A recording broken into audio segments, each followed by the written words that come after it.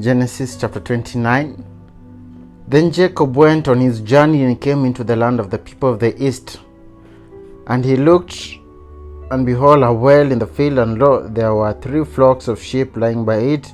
For out of that well watered the flocks, and a great stone was upon the well's mouth.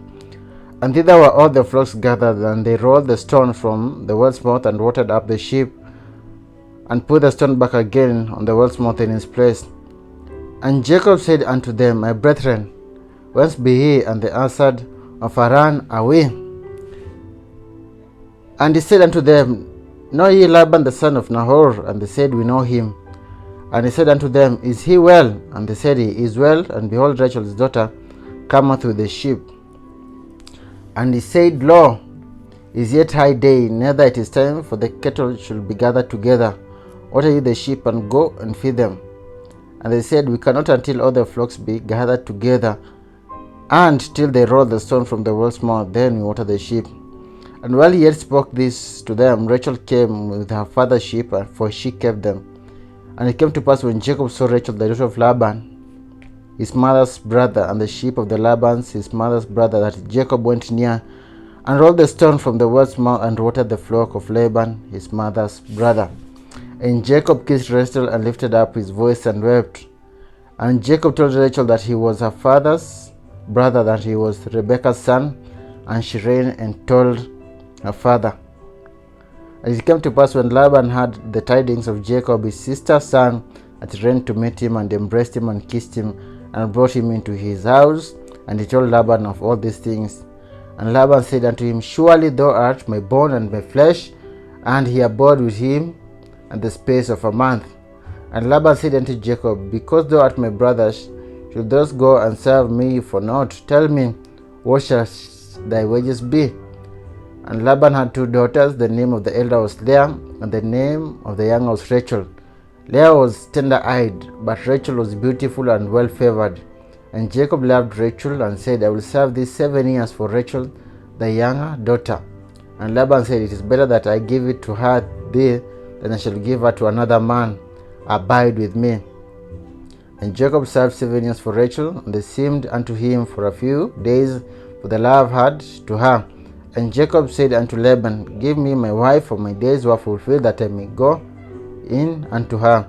And Laban gathered together all the men of the place, and made a feast. And it came to pass in the evening that he took Leah his daughter, and brought her to him, and he went unto her. And Laban gave unto his daughter Leah Zilpah his maid for a handmaid. And it came to pass that in the morning, behold, it was Leah. And he said unto Laban, What hast thou done unto me? Did I not serve thee for Rachael? Why therefore hast thou beguiled me? And Laban said, It must not be so done in our country, to give the younger before the firstborn.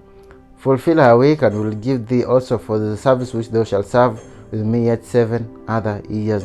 And Jacob this one fulfilled a week, and gave him Rachael his daughter to his wife also.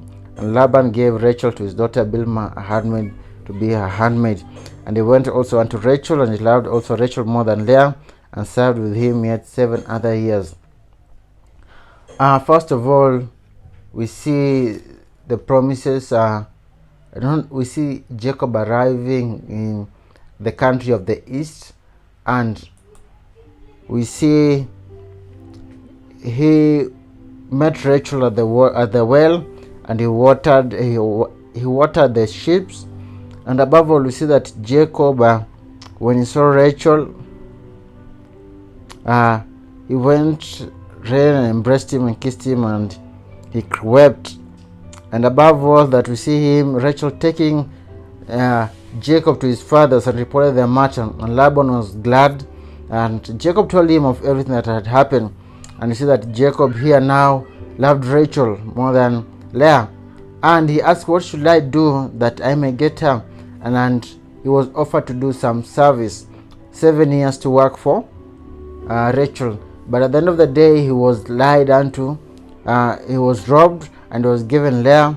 And that was not the woman he wanted. But Laban said unto him, You can work more yet 7 years for Rachael. And we see, and Jacob saw that Leah was hated, and he opened her womb, but Rachael was barren. Above all, we see this as a third generation thing, that the wives of these people that they get, we see Abraham, we see Isaac, we see Rachel. These people are barren at some point. Therefore, we see that it becomes something that is generational. And we see that Jacob was lied unto. Above all, and we see that he loved Rachel more than Leah. And Leah conceived and bore a son, and she called his name Reuben. For she said, surely the Lord will look upon my affliction, now therefore my husband will love me. And she conceived again and bore a son, because the Lord had heard it, that I was hated. He had therefore given me this son, and also called his name Simeon. And she conceived again, bore a son, and said, now this time my husband will be joined unto me, because I born him 3 sons. Therefore his name shall be called Levi. And she conceived again and bore a son, and said, now I praise the Lord. Therefore she called his name Judah, and left bearing. We see now these are the wives of Jacob, and above all we see now their children. Jacob is giving now children, and we see now so far he has given, Leah has conceived 4 children. He has brought forth, we see that we have Reuben, we have Levi, we have Judah, we have Simeon. And this is just the introduction part of the house of Israel, the house of Jacob, and we are going to see more in the next chapter, in the coming chapters. Above all, what we learn in this chapter 29, the summary is that Jacob was beguiled of his wife, and therefore the one he loved more was Rachel. It was the love, he had much more love to Rachel. And in this we see that also children were born unto Leah.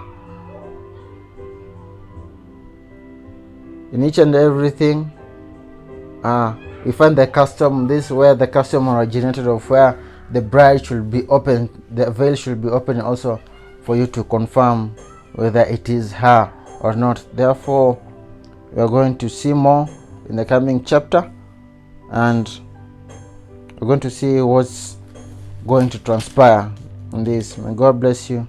Shalom and shalom.